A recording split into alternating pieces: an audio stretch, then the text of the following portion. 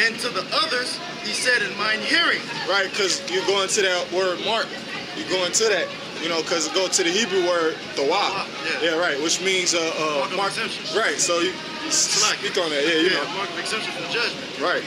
That's exactly what we looking forward to receive from the Heavenly Father. Right. That way we don't be destroyed in the upcoming calamities that come. Jacob's trouble, you know, martial law, all that stuff, man. Right? The missiles, the chariots, man. We're looking forward to be delivered from it. That's like both us and our house. All right? So nonetheless, that's what we're trying to do, man. We sign and cry for all the abominations that's done in the minister. Like the brothers talk about, they were eating abominable things in their broth, you know, in their vessels and whatnot, man. All right, they caught up in the cares and affairs of this life rather than serve the Lord. Hey, Baba, can y'all pan the camera just over there so they can see? You know, they set up whole tents and stages. And, you know, swing skins with fat women and all. That's what I was saying, you know, like the last week of the summer, you know, they want to get all that, you know, as much folly as they can, you know, out of their system. I got one right for that, though, after this. So like it says, verse 5, and to the others he said in mine hearing, go ye after him through the city and smite, let not your eyes spare, neither have ye pity. Right. And that's what he said, my hearing, because the Lord want to hear it. Yeah. All right, the Heavenly Father want to hear the cries of you people when your guys don't come to save you, man. Right. You know? Yeah. You'll be crying to Dagon or Jesus says wait was you or whoever, and they don't come and deliver you. You want to hear your screams, man. That's why he said to my hearing, man. All right, go through the city and smite. The Lord is about to smite 2/3 of the nation of Israel who caught up with the cares and affairs of this life, don't want to come back and serve him with one consent. All right, serve him with sincerity and in truth as he seeks himself to worship him, man. And then he also coming to destroy you other heathen nations, man. All right, who touch the apple of the Lord's eye. Because the scriptures do talk about that in Maccabees, man. Where's Maccabees 2 and 10? You know what nation have not had part of her in her spoils, bro? Right. Because if I could say this, because it said, let your eye not spare, neither have you pity. Because they're going into, like the apostle said, extreme prejudice. And if brother familiar with the movie, Terminator, the first one. The first Terminator, when John Connor, he was a baby, and the Terminator, he was trying to kill everybody. He had no pity. He wasn't sparing nobody. He was killing anybody getting in his way. Even like T-1000 on the second Terminator, Judgment Day. So, hey, that's how the angels gonna be. Because the angels ain't gonna have no, you know what I'm saying? They ain't gonna be pitying for a nigga, man. They just be smoking shit. Yeah, that's the spirit, though. Because we looking for the sure mercies of David, man. All right? That's what we looking forward to be delivered from this place. We looking to be of the tabernacle of David, man. Of the house of David. You know? You got it, bro. So you good. Luke 18:7. And shall not the Most High avenge his own elect? That's right. Which cry day and night unto him? That's right. Though he bear along with them? Right. I tell you that he will avenge them speedily. Nevertheless, when the Son of Man cometh, shall he find faith on the earth? That's right. So the Most High is going to save the elect, man. Right. Going back into that sighing and crying in Ezekiel 9, man. Right. We crying to the Lord, man, every day, not just once a week when we come out here or you doing video, man. It's a constant thing. You're constantly going through hell. Right. You know what I'm saying? Yeah, even when we ain't at camp but doing videos, we constantly in our head praying for the Lord to destroy this place, man. To put us back in that seat of authority that we, you know, supposed to be in. Exactly. You go on, you just go on like an inner dialogue it's like a rant. Right. Because you see something that vexes you every day. There's no way that something that you in the spirit, something not vexing the hell out of you all the time. Right? Because you know everything is not in the order that it's supposed to be. So you're going to be continually vexed until you get put back in that order. Because the scriptures say, through thy precepts I get understanding, therefore I hate every false way. So, right. Anything that's adverse to the scriptures, we hate it. Salaki, brother. Psalms 14 and 2. The Lord Yahweh looked down from heaven upon the children of men to see if there were any that did understand and seek the Most High. Yeah. And going to what you were saying about shall he find faith on the earth. That's what the Lord want to find when he come back. He want to find you with your hands on the plow doing the work. That's why he said he going to give him their reward in due season, their meat in due season. Oh yeah, because at Luke 12, we talk about blessed is that servant whom the Most High shall make Lord. Oh yeah, it's 12 and 40. Is that the same one in Matthew 24? It's the same one, right? All right. Yeah, it's like 12 and 40, 41, 42 in there. Luke. Yeah.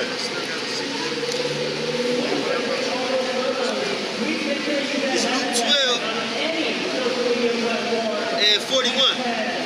Then Peter said unto him, Lord, speakest thou this parable unto us, or even to all? And the Lord said, who then is that faithful and wise steward, Right. whom his Lord shall make ruler over his household, to give them their portion of meat in due season? Because a steward is a servant. That's another name for a servant, man. All right. So who really serving the Lord? And that's what it come back down to. Blessed is that wise and that steward who really you got to be really serving the Lord in truth and sincerity. So Like a manager, like a steward is put over a house over other servants. You know what I'm saying? That's who he is. Yeah, that's right. That's right. It says, That's right. blessed is that servant whom his Lord, when he cometh, shall find so doing. Yep. Alright? He'll find you doing the work, man. Right. You never know when the Lord gonna come back, man. Like we started off talking about, man.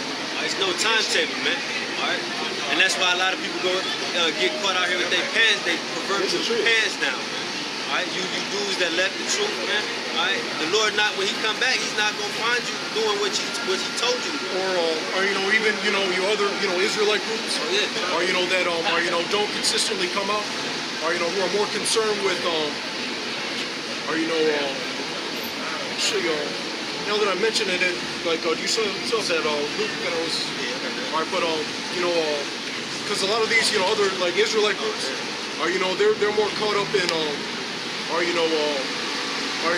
like having events, or when they really should be they do go out on the highways and byways and edify and all that, all right, but that's not what they're 100% about, or because they're more caught up in having the best Passover, or having this stuff like this, or trying to show off. Having all the women around. Because if there's a lot of women in your congregation, you wicked, man.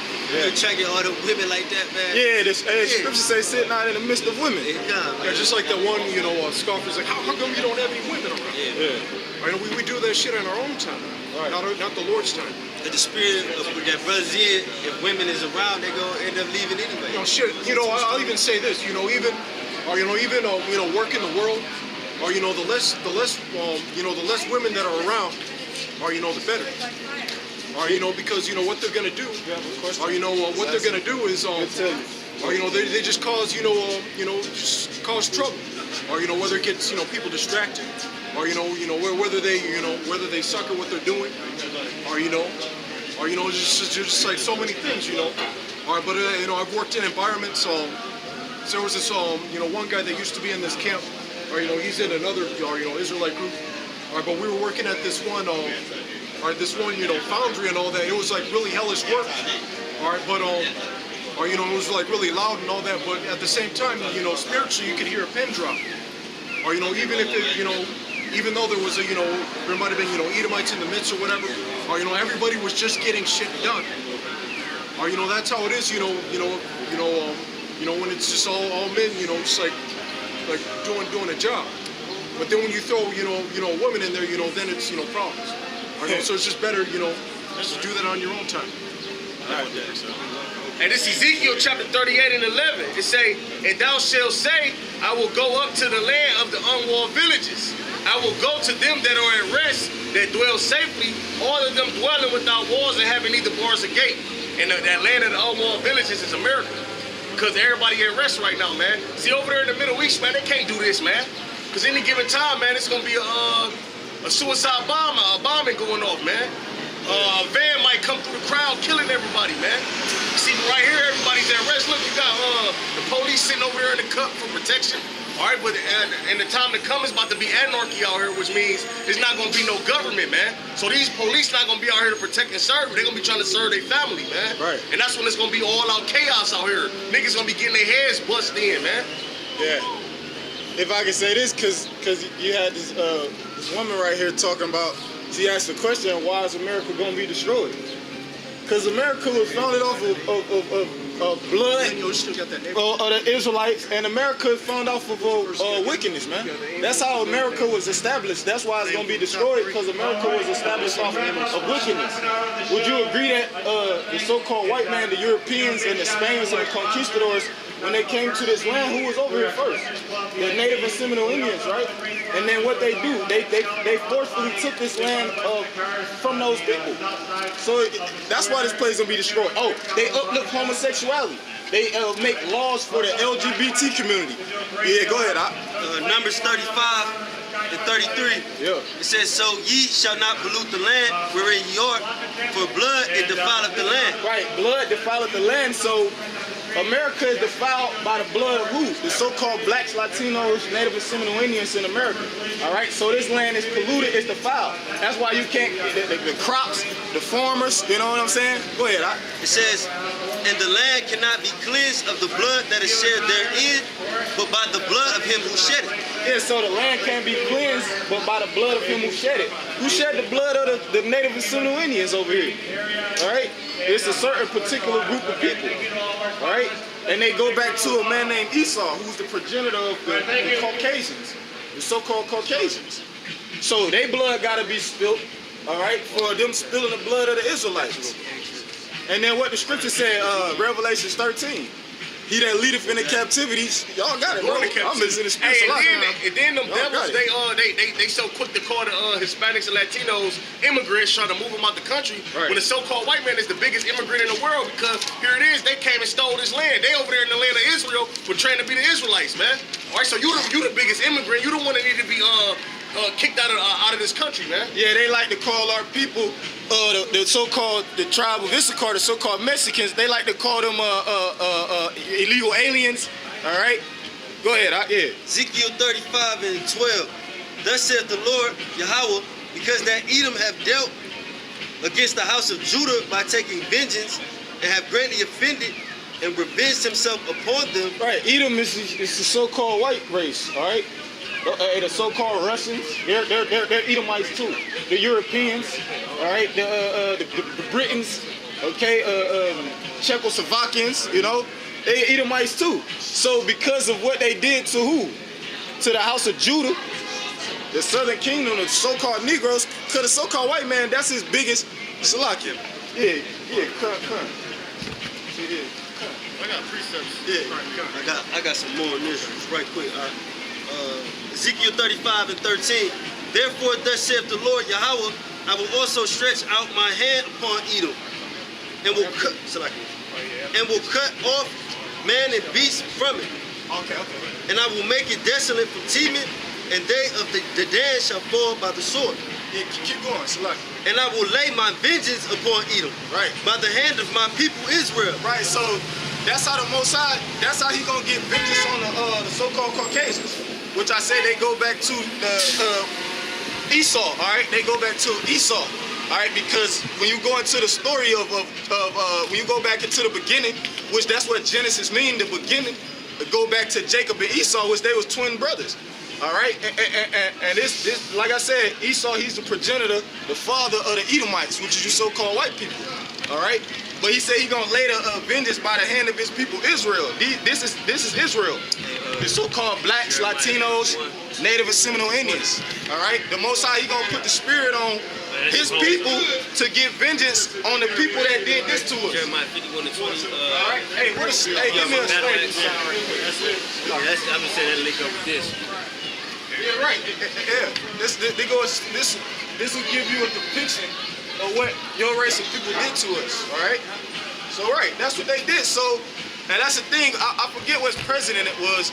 Thomas Jefferson, one of them down Edomites. They said if it's a God, yeah, right. If there's a God, he said that they're gonna have to pay for what they did to these people, right? Because this is what we doing. This what we doing to make things better. We telling our people who they really are. And we letting them know who their enemy is. That's how we making things better. If you go back to this man right here, all right, let me ask you a question. Do you feel that these people should get revenge on the ones that did this to them? Yes, revenge? Yes. I don't know about revenge. Wait, but that's justice. What does the word justice mean? When you go into the word justice, what does that mean? I don't know. Okay. That's a terrible thing. Hold on. Oh, y'all got a little bit more on this. I don't know. Salakia. And I will lay my vengeance upon Edom by the hand of my people Israel. Right. And they shall do in Edom according to mine anger. So right, it said justice. Oh, Edomite. the spirit, y'all got it. It says, and according to my fury, and they shall know my vengeance, saith the Lord. So whether you think that's justice or not, okay, that's what the Lord deems as justice, man. All right, and the Israelites getting revenge on their enemies Esau. All right, ultimately the Lord enemy Esau, but we know that the